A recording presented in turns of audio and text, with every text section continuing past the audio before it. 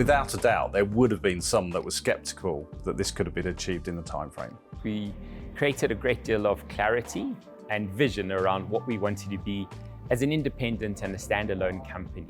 So first, front and center, is we want to be a safe, responsible miner, processor, and marketer of platinum group metals. We knew that we wanted to be a simpler, more agile organization. When you're working to aggressive timeframes, you have to structure for speed. Getting the right team in place to be able to support the delivery of that vision, particularly during the transition phase, and leveraging from the expertise that we had from third parties like Deloitte and others. There were 12 work streams. With something of that kind of size, you would often set up a steer code to keep things on track. But here it was decided to keep oversight at exec level, and that really brought agility, especially given the setup of 28 TSAs. Both sides worked hand in hand, and that made a difference, because there's always natural tensions in separations. We had the support from our board, our chairman, who was deeply involved in helping us navigate some of these more difficult items. It is never plain sailing in a demerger of this scale. In particular, disentangling the IT environment is always complex. A command and control center was set up for the cutover weekend, and all the leadership were present walking the corridors in order to ensure a seamless transition. The team decided on a day zero in February to test out the separation and flush out the issues. This gave confidence for the demerger when the prospectus went out in April, demonstrating it was ready for listing in June. One of the most memorable moments for me, ringing the bell at the opening of the market on the LSE.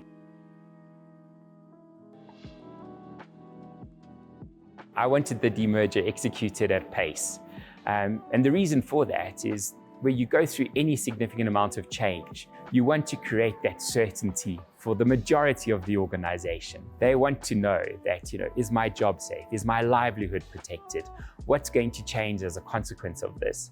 It was a very emotional day when Anglo American announced the platinum demerger. But I think what we did was to make sure that first, all our employees understood what was happening and how everything is going to unfold, why it was happening.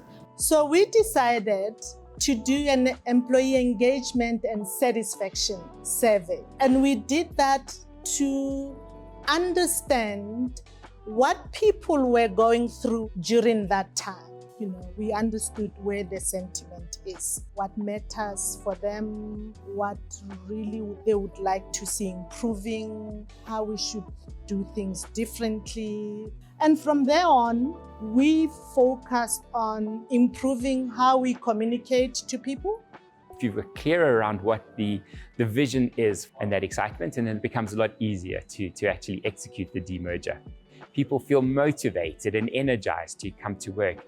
And you've created some of that certainty, and you've created that transparency and that honesty with people. They'll put their shoulder to the wheel and do what needs to happen. I think we were blessed with the opportunity not only to demerge, but to reinvent who we are.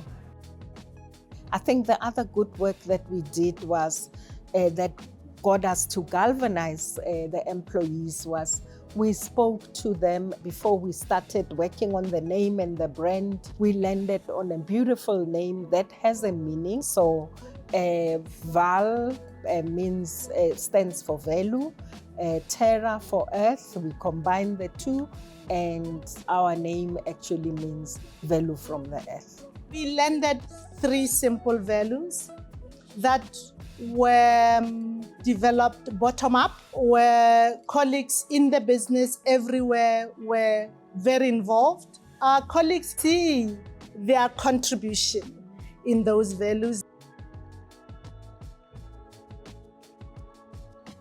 It is a landmark achievement, and the confidence it will give both organizations is a valuable legacy. A Southern African company that really is showcasing on the global stage the importance of platinum group metals, but also just how we at the bottom tip of Africa can really make a meaningful difference to so many lives.